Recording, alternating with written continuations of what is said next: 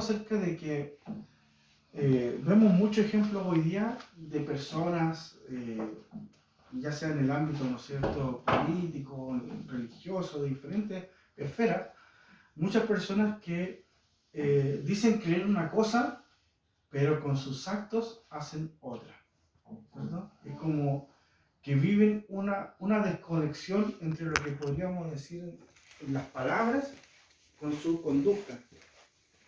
Y para Santiago no existe una desconexión entre la fe y cómo vivimos la fe.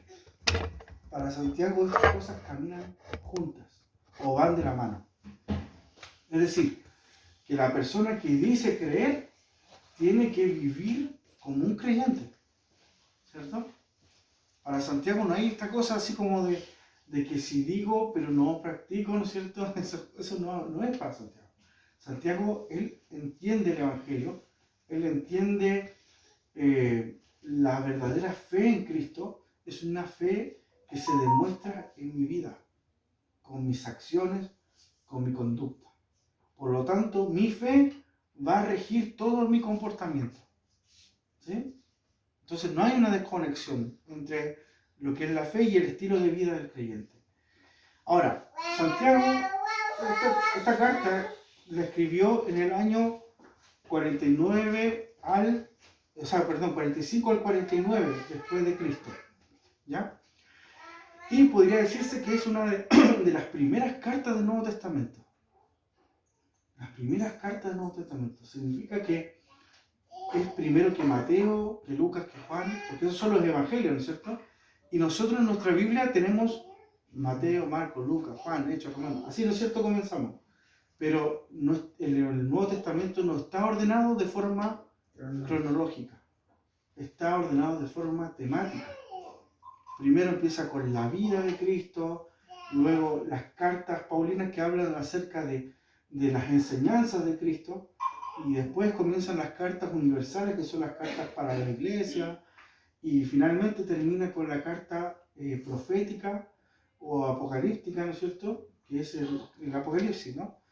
Entonces no está ordenado de forma cronológica, está ordenado de forma temática. Pero si lo ordenáramos de forma cronológica, Santiago lidera la cabeza del Nuevo Testamento. Fue una de las primeras cartas a los creyentes, y en este caso los primeros creyentes fueron judíos, ¿sí? Fueron judíos que escucharon el mensaje de Cristo, que vieron el testimonio de los apóstoles, y a través de eso se fueron convirtiendo al Señor, ¿ya? ¿Qué Santiago era? Nosotros estuvimos viendo la semana pasada que habían por lo menos 4 postulantes a esta carta. La primera era Jacobo, el hijo de Zebedeo y hermano de Juan. Pero descartamos esa posibilidad. ¿Por qué? Porque Jacobo, a pesar de ser un discípulo del Señor, él murió más tempranamente, en el año aproximadamente 44, por ahí, cuando fue la persecución de Herodes. La primera persecución, Jacobo murió producto de esa persecución, el hermano de Juan. Así que, como estamos en el año 45, Jacobo no pudo ser quien le escribió, ¿ya? Murió tempranamente ese apóstol. El otro Jacobo es Jacobo, el hijo de Alfeo, que también era uno de los 12 discípulos, pero de él se conoce muy poco. Lo único que se sabe de él es que era uno de los discípulos y que estuvo también en el aposento alto orando con los discípulos, esperando la venida del Espíritu Santo. Es lo único que se sabe de él. Pero más allá de eso, no hay datos relevantes acerca de él. Jacobo, el padre de Judas, el discípulo, también se nos nombra ahí, ¿ya? Se nos nombra ahí el padre de Judas Iscariote, Jacobo, pero tampoco se sabe mucho de él y tampoco es relevante dentro de la historia del Nuevo Testamento. Y el único candidato que nos queda es Jacobo, el hermano del Señor, o el medio hermano del Señor Jesús. Y él tiene todas las características de ser quien escribe esta carta. ¿Por qué? Porque Jesús sí tuvo más hermanos, ¿sí? Jesús sí tuvo más hermanos. Y eso lo podemos tener como testimonio en Mateo 13, 53 al 58. No sé si tienen su Biblia ahí, para que me ayuden.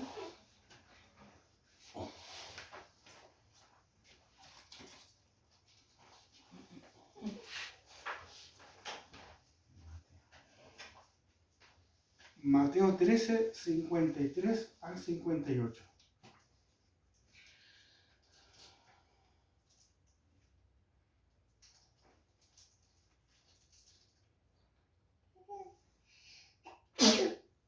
Salud.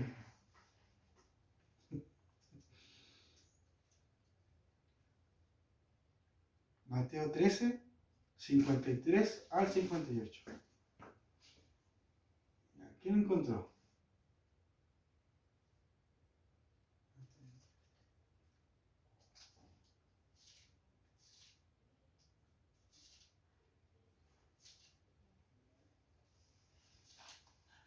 ¿Alguien lo tiene ya? Mateo 13. Mateo 13, 53 al 58.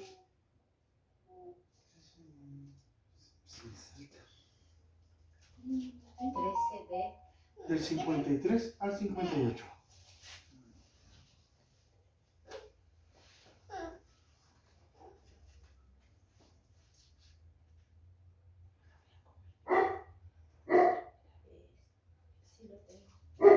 ¿Lo tiene, Marita? Léalo, por favor. Del 53 al 58. Aconteció que cuando terminó Jesús estas parábolas, se fue de allí y venido a su tierra, les enseñaba en las sinagogas de ellos de tal manera que se maravillaban y decían que donde tiene estas sabidurías y estos milagros, no es en el hijo del carpintero. No se llama su madre María, y sus hermanos Jacobo, José, Simón y Judas. No están todas sus hermanas con nosotros, de donde pues tiene todas estas cosas. Y se escandalizaban de él, pero Jesús les dijo: no hay profeta sin honra, sino en su propia tierra y en su casa. Y no hizo allí muchos milagros a causa de la incredulidad de ellos. Amén. Gracias, hermana Dolly. Se da cuenta que ahí dice que Jesús había ido a su tierra, estaba predicando en la sinagoga. Muchos se maravillaban de él porque veían que él tenía una forma de enseñar muy diferente a los líderes religiosos de ese tiempo, pero cuestionaban también la enseñanza de Jesús. La cuestionaban mucho, porque decían: ¿no es este acaso hijo del carpintero? ¿No es acaso su madre María no está con nosotros por acá? La conocemos. María también muchas veces fue cuestionada también. No hay que olvidar el suceso del embarazo, ¿no es cierto?, del Espíritu Santo. Posiblemente la hayan cuestionado por mucho tiempo en ese sentido. Y luego dice: ¿no están sus hermanos Jacobo, dice, Simón, José y Judas? ¿No están acaso también sus hermanas con nosotros? Es decir, que Jesús tenía más hermanos, ¿sí? Pero obviamente él fue el primogénito y obviamente nacido no de varón, no de hombre, sino del Espíritu Santo, ¿cierto? Posterior a eso, María obviamente con José tuvieron más hijos, y en este caso se nos nombra a Jacobo como uno, ¿no es cierto?, de esos hermanos. ¿Ya? En Juan 7, del 1 al 6, se lo voy a leer yo, dice: después Jesús recorrió la región de Galilea. Quería alejarse de Judea, donde los líderes judíos estaban tramando su muerte. Pero se acercaba el tiempo judío del festival de las enramadas, y sus hermanos le dijeron: sal de aquí y vete a Judea, donde tus seguidores puedan ver tus milagros. No puedes hacerte famoso si te escondes así. Si tienes poder para hacer cosas tan maravillosas, muéstrate al mundo, pues ni siquiera sus hermanos creían en él. Wow. Entonces, sus hermanos no creían también en lo que Jesús predicaba ni en lo que Jesús hacía. ¿Ya? Y Jacobo estaba dentro de esos hermanos que no creían a Jesús. Pero algo sucedió en la vida de Jacobo, porque en Hechos 1:14, lo vemos también en el aposento alto, orando con los demás. En Gálatas 2:9 se nos dice que él era columna de la iglesia junto con Pedro y junto también con Juan, apóstoles del Señor. Jacobo, el hermano del Señor, llegó a ser una columna, o sea, un líder principal de la iglesia en los tiempos. ¿Qué pasó con Jacobo? ¿Qué pasó con él? Y 1 Corintios 15:7 nos da la respuesta. 1 Corintios capítulo 15, versículo 7, miren. Se los voy a leer. Luego apareció Jacobo y después a todos los apóstoles. Eso. Gracias, tío Luis. A ver. ¿Podría leer desde el 3?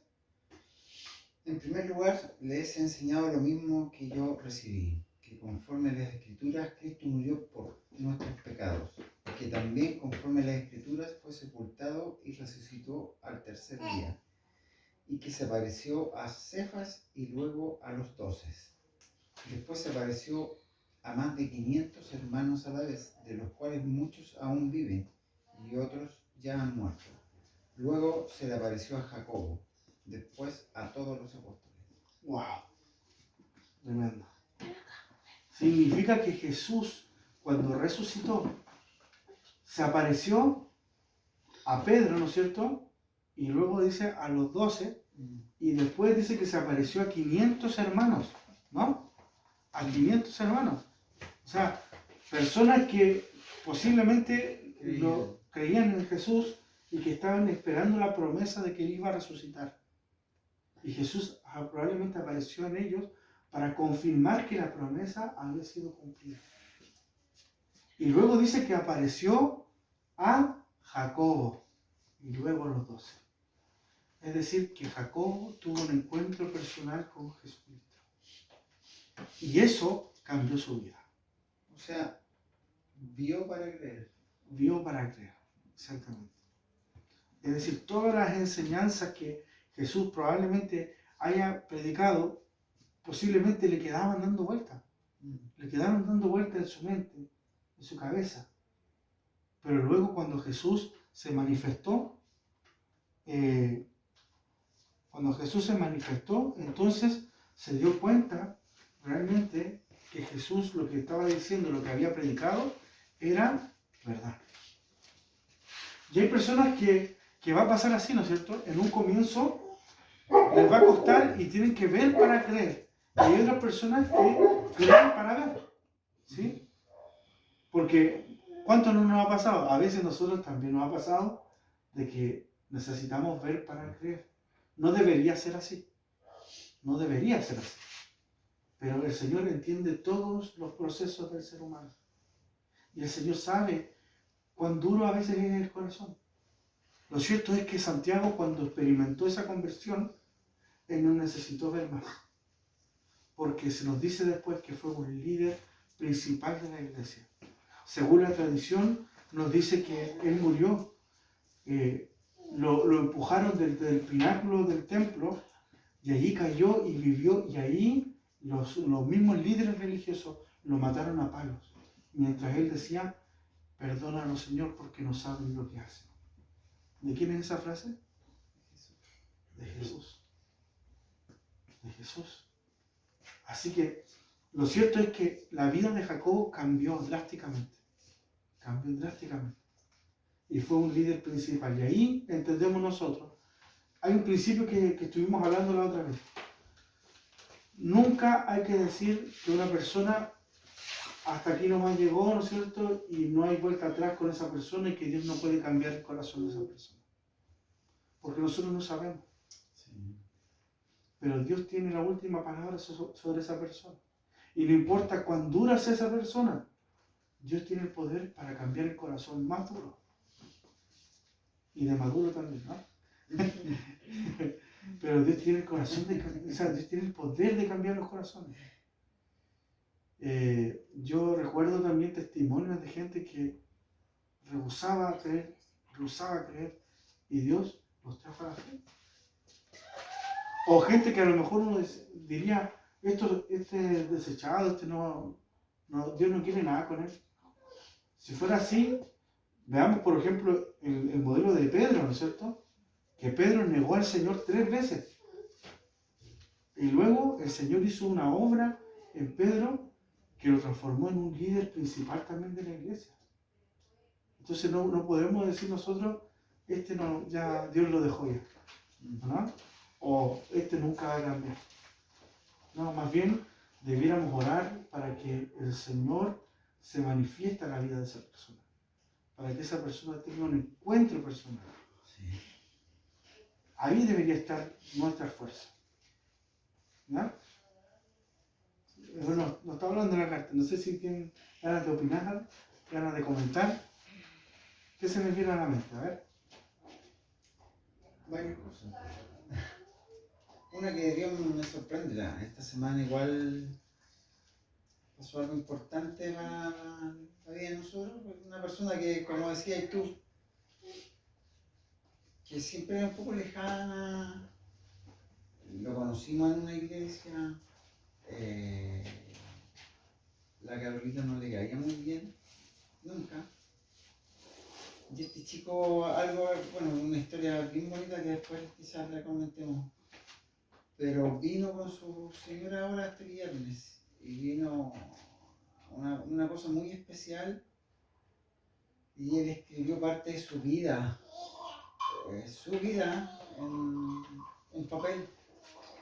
Y después no lo veíamos años y a él Dios le transformó y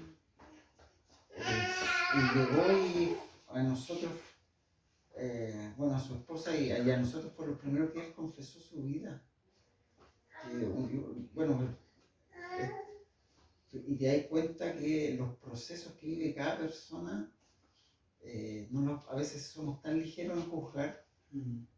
Está aquí, está acá, a veces nos cae hasta mal por presencia, por cosas así, pero Dios tiene el propósito, tiene el control y alguien que de repente muchas veces carnalmente podemos decir, este está desechado, Dios nos sorprenda y puede ser uno de sus elegidos más que uno, entonces no tenemos que ser ligeros ni prejuzgar ni juzgar, creo que Dios tiene el dejar. Y si está mal, nuestra misión es orar, como decías tú. Así que no, bien por eso. Y la otra arista es, nosotros, si hubiésemos vivido en esa etapa, si hubiese nacido Jesús, hubiésemos sido de los que nos burlamos o hubiésemos creído. O si la historia hubiese cambiado y si Jesucristo hubiese nacido ahora en esta época.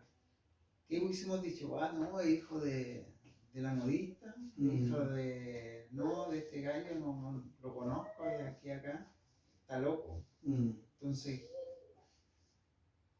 es difícil. Es difícil creer cuando se conoce algo de la historia de la persona. Pero lo cierto es que Dios no desprecia nuestra historia. Hay una alabanza por el Dios no desprecia nuestra historia. Para Dios nuestra historia es un medio para seguir escribiéndola, para seguir transformándola. ¿Cierto? Entonces no podemos decir, hasta aquí no va Dios. No debemos dudar del poder de Dios porque, como hay una canción, cuán grande es el Señor. Yo lo he experimentado porque realmente el ser humano no podemos decirle, oye, vaya a la iglesia o vaya, hincándole, como punzándole. Dios se va a encargar y tú haces la oración y el Señor se manifiesta. Y solo la persona va yendo, va buscando al Señor y a veces es increíble, digo. Y si le cuentas a otra persona, pero esto está loca, ¿qué va a pasar esas cosas? te dicen porque realmente no conocen al Señor. Y yo digo, lo he experimentado grande el Señor y lo he visto, hasta en el sueño lo he visto y yo digo, Señor, gracias. No hay que dudar del poder de Dios. Exactamente. No hay que dudar del Señor. ¿Sí? Tremendo, ¿no? Sí. Bueno, Santiago, a pesar de ser el hermano del Señor, o el medio hermano del Señor, él no se presenta en su carta como diciendo Santiago, el medio hermano del Señor. O tampoco se presenta como Santiago, una de las columnas principales de la iglesia. O tampoco se presenta como Santiago, el hombre fervoroso de oración y de fe, ¿no? Santiago se presenta como... Ni como Jacobo. Ni como... Claro, o sea, se presenta como Jacobo. O sea, la palabra Santiago es una palabra latina que se sacó del griego Jacob, de San Jacob. San Jacob, Santiago, es como nombre que se asimila, ¿ya? Así como tenemos el nombre Juan, sacado de Judá, Juan, también viene ahí, ¿cierto? Son nombres derivados de otras palabras. Entonces Santiago es, en realidad, el nombre es San Jacob, pero llegó a ser Santiago por la traducción al latín. ¿Sí? Pero no se presentó con títulos, ni tampoco como siendo el parentesco del Señor, ¿no es cierto? Podría haber utilizado eso para impactar a sus lectores y diciéndole tengo toda autoridad para hablar porque soy el hermano del Señor. ¿Ah? Nací en la misma casa que Él. No. Él dice, soy un siervo. Santiago, siervo de Dios y siervo del Señor Jesucristo. ¡Wow! Y la palabra siervo significa esclavo. Esclavo. Una persona que ha cedido sus derechos a otra. Una persona que, teniendo, ¿no es cierto?, la libertad para hacer lo que quiera, somete su libertad hacia un otro, porque confía en él. Confía en los cuidados de otro. Entonces, en ese sentido, Santiago se considera un siervo, porque ve en Cristo no a un hermano, sino que lo ve como un dueño, como alguien que es capaz de cuidarlo a él y sostenerlo. Qué tremendo, ¿no? Para la vida de nosotros, qué tremendo, porque no existe un título más grande para uno que llamarse siervo de Cristo. O sea, con todo hoy día, con todo lo que hay, con el boom de tener títulos, de tener, aquí viene tal persona, tal el alcalde o el gobernador, y acá hay que tener títulos pomposos, no hay nada más, digamos, noble y más tremendo que llevar el título de siervo de Cristo. ¿Por qué? Porque eso quiere decir que Cristo es nuestro amo, nuestro dueño. Él es quien nos complementa, nos cuida, nos protege, el que está con nosotros. Así que, siervos de Cristo somos, y nada más y nada menos. Y cuando Dios nos dé algo, cuando Dios nos lleve quizás a otros puestos, nunca perdamos de vista lo que somos. Somos siervos de Cristo. Nunca se tiene que perder eso. Amén. ¿Sí? Somos siervos de Cristo. Y así debemos configurar nuestra vida también. Porque el siervo de Cristo somete su vida al Señor. Entonces, la única forma de vivir la vida coherentemente, o sea, la fe y la conducta que caminen juntas, es sometiendo nuestra vida hacia el Señor y siendo siervos de Cristo. Por eso decimos que se haga tu voluntad. Que se haga tu voluntad, no la mía, sino la tuya, ¿cierto? Que no se haga lo que yo quiero. Es el mismo Cristo nos enseñó el ejemplo de ser siervo, ¿no? En las oraciones que uno decimos que sea tu voluntad y no la mía. A veces nosotros como humanos podemos decir muchas cosas, pero el Señor es el que tiene la última. Exacto. Y entonces, hasta ahí Santiago ya nos está desafiando muy grandemente.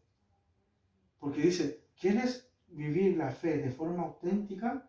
¿Quieres vivir la fe, digamos, en conexión también con tu conducta? Sé siervo, sé un siervo. Y no hay otro ejemplo más grande que el ejemplo de Cristo, que es el siervo por excelencia, ¿no? Isaías 53 nos habla del siervo del Señor, quien se somete a la voluntad de Dios, quien padece sufrimientos por causa de la voluntad de Dios, pero que finalmente ve el fruto de su sufrimiento, que es mucho mayor que los sufrimientos mismos, ve cómo el Señor también lo tiene en alta estima y lo corona y lo llena de favores, por ser el siervo que somete su voluntad. ¿Ah? Entonces, hasta ahí el resumen de lo que es la carta de Santiago. Es tremenda, es muy tremenda. Y hoy día posiblemente veamos solamente un toque de la parte del capítulo 1, porque creo yo que es necesario. El propósito de Santiago es escribirle a gente que está pasando diferentes problemas. Son judíos cristianos. Pero estos judíos han sido dispersados por todo el Imperio Romano, que en ese tiempo estaba, digamos, en su auge, en su apogeo. Entonces los judíos habían sido dispersados, ¿verdad? Dispersados. Y los judíos eran objeto de odio de todo el mundo de ese tiempo, ¿verdad? De hecho, si algunos se hacían llamar judío, ahí entre digamos, los del imperio, les expropiaban las tierras, les cerraban las puertas de trabajo, e incluso les vendían las cosas a un precio mucho más alto. El pueblo de Dios siempre ha sufrido la historia. ¿Sí? Imagínense, expropiarlos, quitarles sus propias tierras. 2, cerrarles las puertas para trabajar. Usted va a pedir un trabajo y le dice, ¿quién es el judío? Siento, no hay para ti. Y lo otro, el hecho mismo también de no poder trabajar, no poder, digamos, vivir bien, los llevaba a una extrema pobreza. Así que estaban pasando necesidad. Y por ser creyentes, eran despreciados por sus mismos compatriotas. Porque ustedes saben que los judíos hasta el día de hoy no reconocen que Jesús es el Señor. Por lo tanto, los judíos que no eran creyentes miraban a los judíos creyentes como gente ignorante, los afligían, no los dejaban entrar en las sinagogas para adorar, etc. Un montón de injusticia. Entonces, habían problemas externos, ¿ya?, que se posaban sobre estos creyentes, y habían también problemas internos también, porque mucha gente, y esto es increíble, porque no podemos separar los problemas externos de los internos, porque tarde o temprano lo externo va a repercutir en lo interno. Por ejemplo, en este caso, si llega a mí, por ejemplo, no sé, ustedes me echaron del trabajo, por decir un ejemplo. Eso es algo externo, pero ¿cómo repercute dentro mío? ¿Cómo me siento cuando me echan? ¿Y ahora qué hago? ¿A qué me dedico? ¿A dónde voy? ¿Qué hago? Y empieza a mermar en lo interno, ¿cierto? Me va mal en los estudios, por ejemplo, y eso ¿cómo repercute dentro mío? O la salud de un familiar, ¿cómo afecta eso también en mi dinámica personal? Entonces, lo externo siempre también va a repercutir en lo interno. Entonces, ¿cómo se sentían estos creyentes? Decían, pucha, soy cristiano, soy creyente, he confiado en Cristo, pero me está yendo mal, se me cierran las puertas, la gente me rechaza. O sea, en vez de recibir la bendición de Dios, estoy siendo rechazado, estoy siendo cuestionado, no se me abren las puertas, y algunos de ellos hasta padecían enfermedades por causa también de la pobreza y muchas otras cosas más. Entonces, ¿cómo se sentían ellos como creyentes? Defraudados, decepcionados. Y otros sentían rabia, sentían enojo. No es justo que otros están en una buena posición, mis compatriotas que están en una buena posición, ¿cómo no nos tienden la mano? Y empezaban a apuntar sobre los ricos, que no ayudaban a sus compatriotas. Otros decían, pero ¿para qué sirve servir al Señor si al final la vida se me va todo cuesta arriba? Mejor me voy al mundo, mejor vuelvo atrás. Dejo la fe y mejor estaba antes, porque antes me iba bien. Y ahora por ser cristiano, las cosas se me van todo cuesta abajo. ¿Pasa eso, no? ¿Nos pasa a nosotros también? Sí, ¿no es cierto? Porque nosotros también pensamos que ser cristiano es sinónimo de bendición, de vida victoriosa, de ir siempre hacia ahí, ¿no es cierto? Prosperidad, ¿no? Prosperidad, de que todo nos va a salir bien. Pero cuando entramos a la fe nos damos cuenta que eso no es así. Pareciera que los problemas aumentan. Pareciera que las pruebas son fuertes, duras, mayores, persistentes. Wow, ¿cierto? Entonces nos afecta realmente. Y todo esto tiene una causa. Al final todo nos lleva, los creyentes estaban viviendo un tema de inmadurez porque no sabían cómo conectar la fe con lo que estamos viviendo en el día a día y en mi vida diaria, en la conducta. Era un problema de inmadurez espiritual, porque no vivían equilibradamente, sino que como que las pruebas se levantaban y ellos inmediatamente reaccionaban o se comportaban mal o hacían otras cosas que no son consecuentes con la vida cristiana. Y es en ese sentido que Santiago quiere hablar a estos creyentes porque quiere que ellos lleguen a comprender el significado de caminar paralelamente con la fe y que nuestra conducta sea en realidad un reflejo de la fe. Y eso se le llama madurez. Madurez. La capacidad, ¿no es cierto?, de poder mantenerme equilibrado, de mantenerme entendiendo que las circunstancias o las situaciones en las que vivo, ¿cierto?, yo aprendo de ellas y logro mantenerme constante en una firme decisión, en una firme línea, sin salirme para acá ni para allá, ¿cierto? Por eso Santiago ocupa la palabra perfecto varias veces en su carta. Ustedes la van a, cuando la lean, o si es que ya la leyeron, Santiago ocupa hartas veces la palabra perfecto. Y eso no quiere decir una persona sin pecado, sino que quiere decir una persona madura, equilibrada y adulta. ¿Sí? Una persona que es capaz de comportarse consecuentemente. ¿Sí? Ojo, no sin pecado, porque como cristianos podemos también nosotros pecar. O sea, está la posibilidad, a eso me refiero. No deberíamos pecar, porque obviamente como seres humanos nosotros deseamos agradar a Cristo, pero está la posibilidad de pecar porque nuestra carne también es débil y también fallamos, ¿no? Pero ¿podemos ser personas maduras espiritualmente? ¿Qué creen ustedes? ¿Podemos ser maduros espirituales? Santiago dice que sí. Santiago dice que sí. Y es por eso que va a hablarnos de esto, miren. La primera temática que habla Santiago es sobre las pruebas. ¿Qué dice ahí el texto? A ver, está grandecito, así que lo podemos leer todo. Hermanos míos, Que les dé gran alegría cuando pasen por diferentes pruebas, pues ya saben que cuando su fe sea puesta a prueba, producirá en ustedes firmeza. Y cuando se desarrolle completamente la firmeza, serán perfectos y maduros, sin que les falte nada. ¡Wow! Tremendo, ¿no?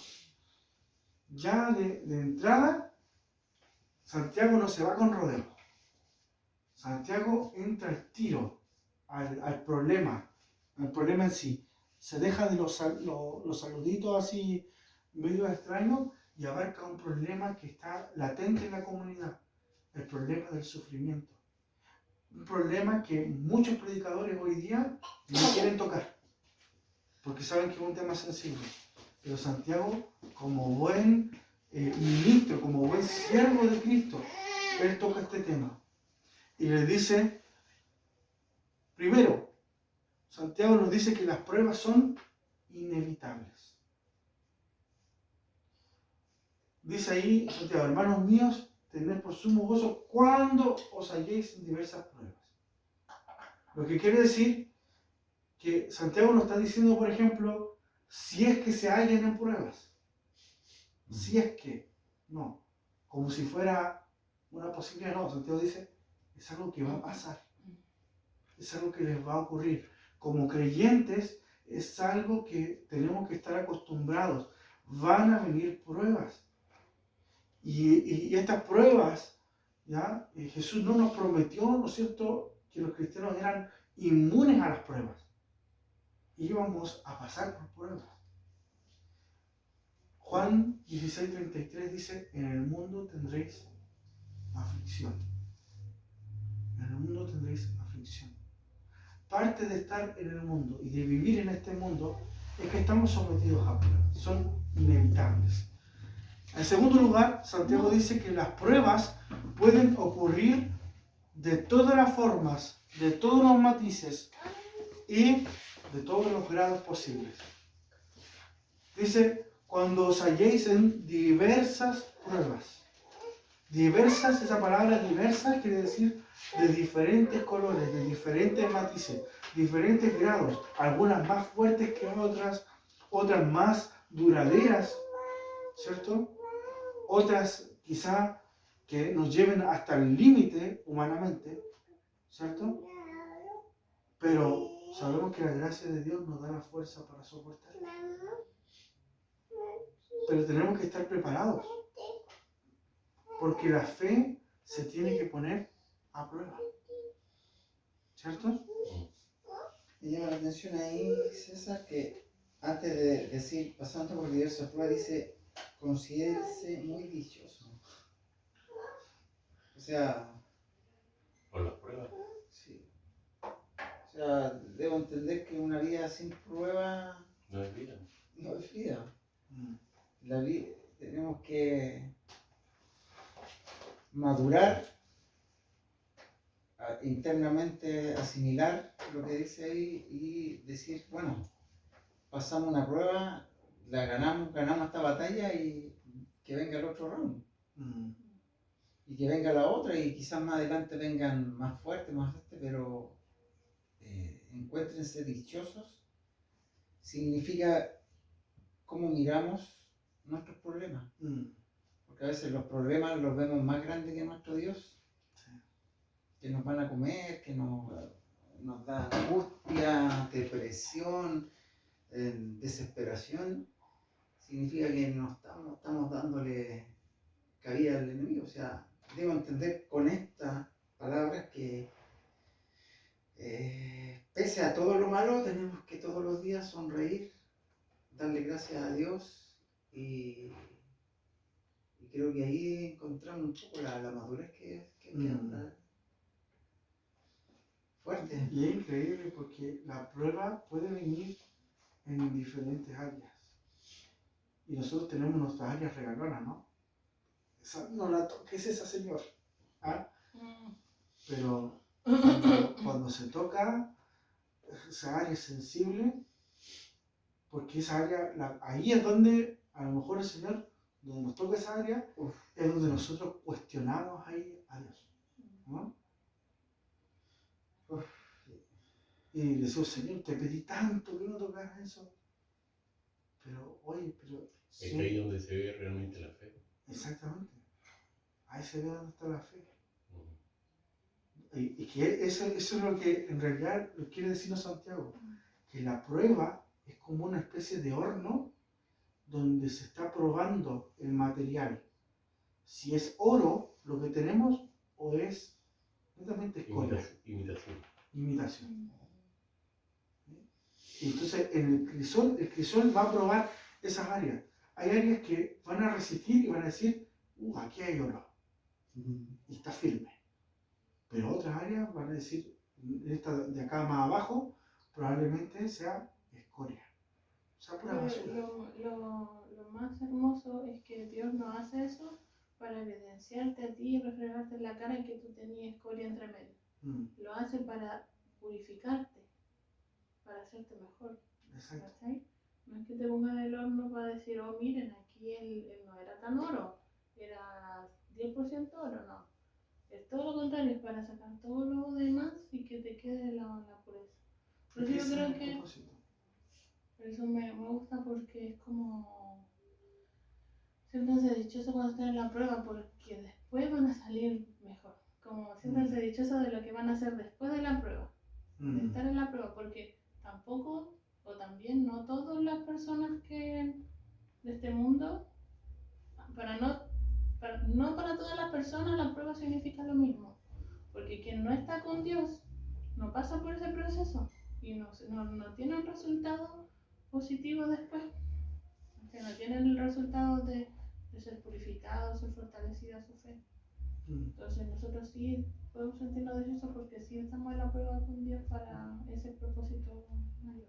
Claro, porque para algunas personas eso no es un desafío para su fe, porque no tienen fe, ¿cierto? No tienen fe, entonces lo ven como algo que tienen que superar solamente.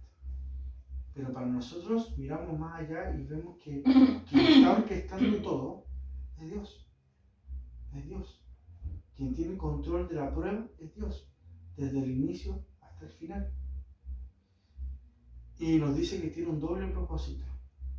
Bienaventurado, dice, cuando allí en diversas pruebas. Y aquí Santiago nos dice, alégrense, tened por sumo gozo cuando os halléis en diversas pruebas, sabiendo que la prueba de vuestra fe produce paciencia, en primer lugar. Y esa palabra paciencia, en el griego, significa aguante. Una persona que le han tirado, por ejemplo, una roca gigante, y esa persona la aguanta y camina con el peso encima. ¿Sí?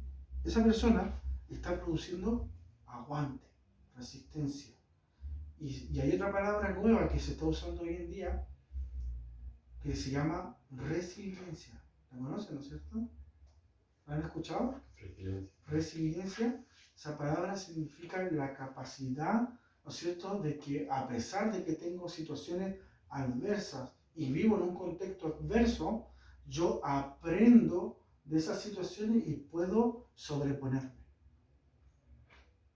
Y la resiliencia viene del Señor y de la prueba que estoy viviendo. Las pruebas me capacitan, me fortalecen para poder permanecer bajo presión. Y como en esta vida estamos constantemente sometidos bajo presión, una persona que ya ha pasado por muchas pruebas, esa persona se mantiene así.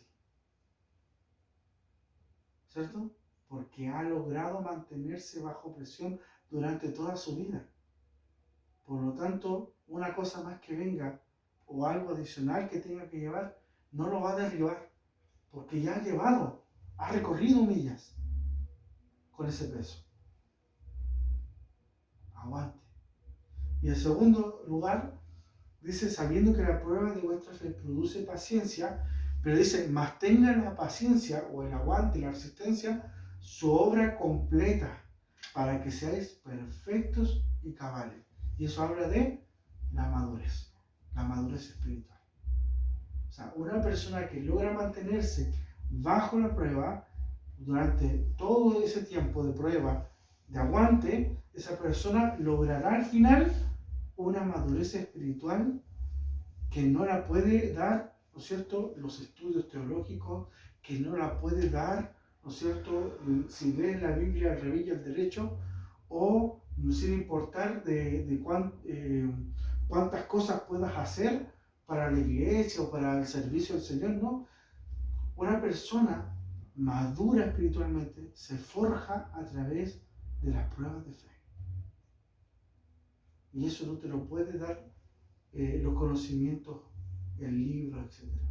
Eso se vive, se experimenta. Quisiéramos que eso se pueda aprender de la forma más fácil, sin que nosotros salgamos lesionados en eso. Pero lo cierto es que Dios tiene un propósito con el dolor y con el sufrimiento. ¿Amén? Amén.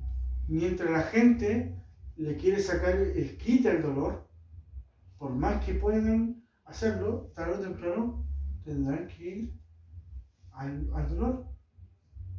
O sea, no importa en ese sentido cuántas veces tengamos que pasar por el dolor. Lo importante es nuestra actitud frente al dolor. Cómo vivimos ese sufrimiento o cómo vivimos ese periodo de prueba. Eso depende de nosotros. ¿Sí? Eso depende de nosotros. Y si vamos a vivir la vida en madurez al Señor, tenemos que aprender primeramente que las pruebas son un trato de Dios con nuestra fe, con nuestra vida personal. Estas pruebas, como dice ahí, van a ser muy diversas en tamaños, en dimensiones, en áreas o incluso en frecuencias. Pero Dios está trabajando en nosotros, en nuestro carácter, para hacernos unas personas maduras y personas de aguante, ¿sí? De constancia, de perseverancia, de resiliencia. ¿Amén? Hasta ahí vamos a llegar con nuestro estudio. Por ahora, ¿ya? Vamos a ir escarbando más todo esto.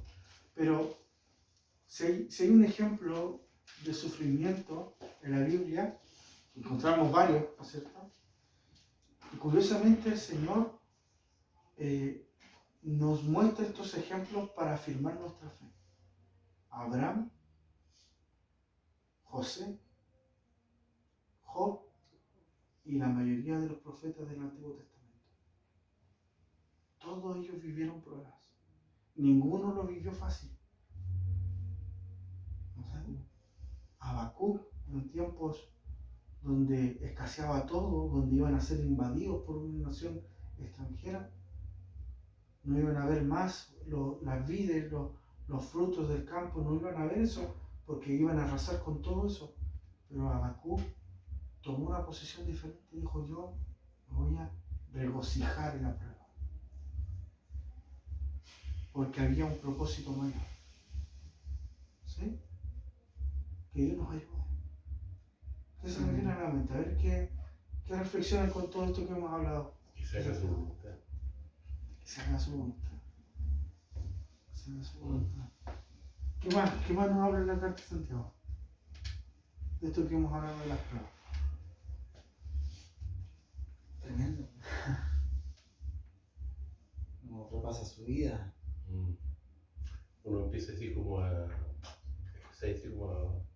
desenrollar lo que uno ha tenido en tu vida y cómo uno se ha levantado, cómo te has sacudido y has seguido caminando a pesar de lo que tú tocaste, el dolor.